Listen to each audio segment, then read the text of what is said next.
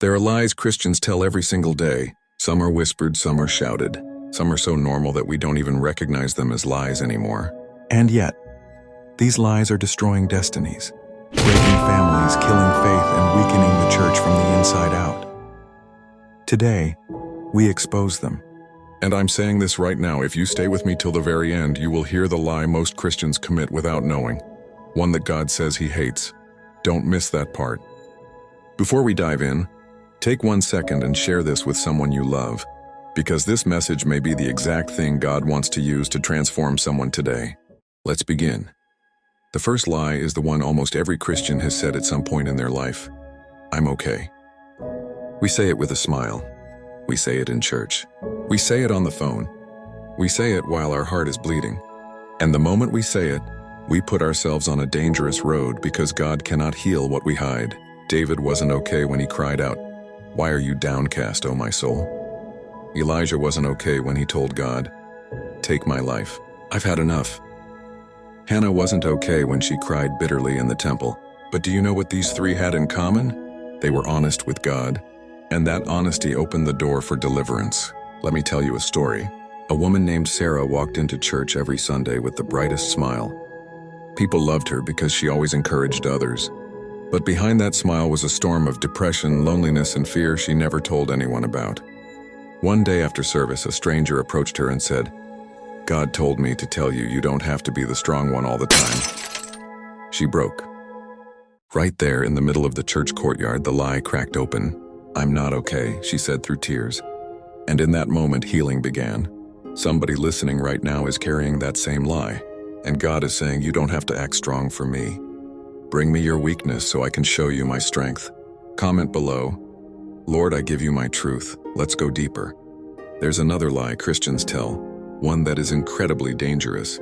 God told me. People use it to get their way. People use it to manipulate. People use it to sound spiritual. But God warns in Leviticus 19:12, "Do not swear falsely in my name." Let me show you why. There was a man named Haniel. People trusted his advice because he always sounded holy. Whenever someone asked him a question, he gave answers with confidence. Until one day a rich merchant asked him, "Should I invest in this new caravan route?"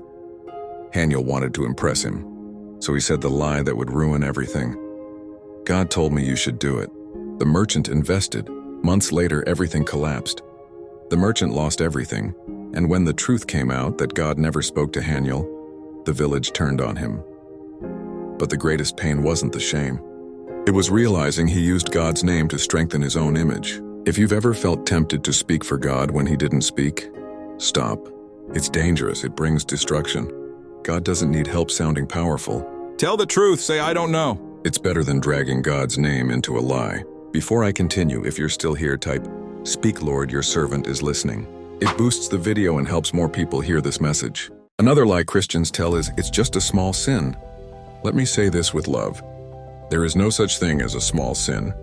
There are only small doors that lead to big destruction. Ask Achan in the book of Joshua.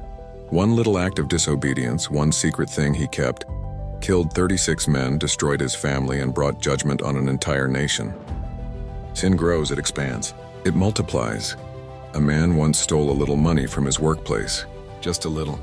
Then he did it again and again, and each time it was easier. Soon he was stealing huge amounts.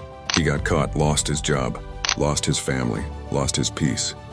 When they asked him why he continued, he said, "I told myself it was small. I didn't know I was feeding a monster." What small sin are you feeding? Lust, gossip, hatred, bitterness? It only takes a spark to burn down a forest. Let's move on. Another lie we tell is nobody will know, but God knows always. The eyes of the Lord are in every place. You can hide sin from a pastor. You can hide it from your spouse. You can hide it from your friends. But you cannot hide it from God. Let me tell you a story that shook me. There was a young man who stole money from his employer. He thought no one saw. He thought it was small. But his silence caused a chain reaction. An innocent worker was blamed. Lost his job. His child fell sick soon after. The family went into hardship. All because one man believed the lie, nobody will know. But God knew, and eventually the truth surfaced. Somebody needs to hear this. Whatever you hide today will reveal you tomorrow. Now let's talk about another lie Christians say. I forgave them. We say we've forgiven, but the moment the person's name comes up, our stomach tightens. Our heart races, our anger returns. Forgiveness is not words, forgiveness is release. Jesus said forgive 77 times, not because the other person deserves it, but because bitterness is poison that kills you, not them. A woman once carried hatred for her sister for 12 years. 12 years. Every holiday was tense. Every family gathering was stressful. One day she heard a sermon on forgiveness. She cried because she realized she had lied to herself for years, saying, I forgave her, when her heart was still chained. She made a call, she apologized. They cried together, and in minutes, 12 years of heaviness disappeared. Forgiveness is freedom. Let's go deeper. Another common lie is, I trust God. We say it, we post it online. We sing it, but the moment money gets tight, the moment sickness hits, the moment life becomes uncertain, fear takes over.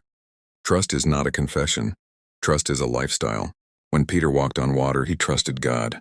But the moment he looked at the storm, he sank. Some of you are sinking right now, not because God left you, but because fear replaced trust. Today is your day to shift your eyes back to Jesus. Let's go to another lie. I don't need to change. This is the lie that kept Pharaoh in bondage. This is the lie that destroyed Saul. This is the lie that sent Jonah into the belly of a fish. The most dangerous people are the ones who think they're fine. Real growth starts with real honesty. Real change begins with admitting, yes, something in me needs fixing. God doesn't transform the stubborn. He transforms the surrendered. Let me tell you something important. The devil doesn't need to destroy you. He just needs you to stay the same. Now, here's the last lie, the one most Christians commit, the one God hates the most, and I need you to listen closely. The final lie is, I don't lie. Every Christian who says that just lied. We lie every day. We lie to protect ourselves. We lie to impress people. We lie to cover sin. We lie to appear holy. We lie because we're afraid the truth will make people see us differently. But here's the beauty of God. He can forgive any sin except the one we refuse to confess. When you confess, He cleanses. When you hide, He exposes. When you surrender, He restores. There is freedom in truth. Before you leave this video, I want you to do two things. First, type in the comments, Lord, set me free from every hidden lie. Second, share this video.